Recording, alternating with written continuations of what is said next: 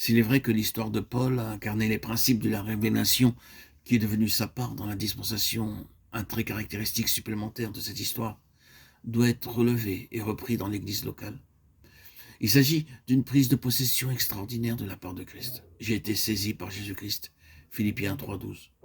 Le mot saisi est fort. Il signifie être en état d'arrestation, être maîtrisé, être devenu la propriété de quelqu'un et être placé sous contrôle. C'est le mot utilisé dans Jean 1 au verset 5 en ce qui concerne la lumière et les ténèbres. Et les ténèbres ne l'ont pas dominé. La lumière n'a pas été saisie. Selon une version de l'évangile édition Colombe. Ce mot est également utilisé en relation avec la puissance des démons dans le cas de la possession.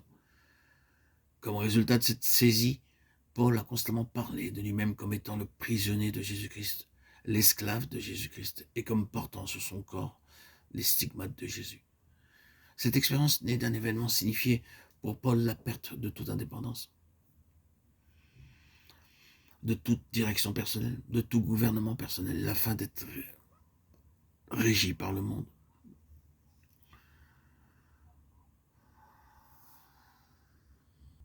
Cela signifiait la seigneurie absolue de Christ. C'était un homme qui avait pour Jésus-Christ un intérêt et un souci qui le dominait suprêmement.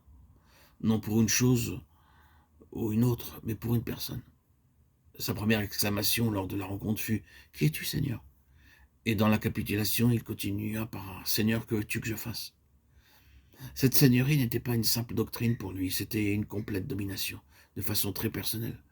Quant au nombre double appel dans une rencontre avec Dieu, comme Abraham, Abraham, Jacob, Jacob, Moïse, Moïse, Samuel, Samuel, Marthe, Marthe, Simon, Simon.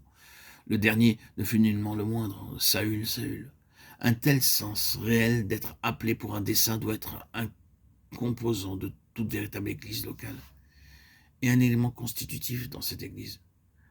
Perdre le sens d'une vocation, d'une intention et d'une destinée vitale, c'est perdre le dynamisme et devenir une existence plutôt qu'un impact. Tout, jusqu'à ce que nous parvenions tous à la mesure de la stature de la plénitude de Christ. Éphésiens 4,13. Le but qui englobe tout.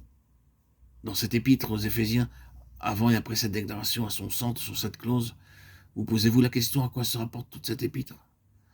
La réponse tient en 4 mots. La plénitude de Christ.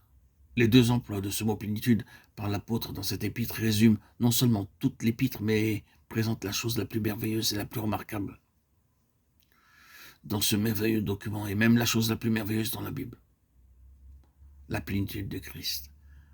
Ce que l'apôtre Paul a vécu jusque dans sa chair.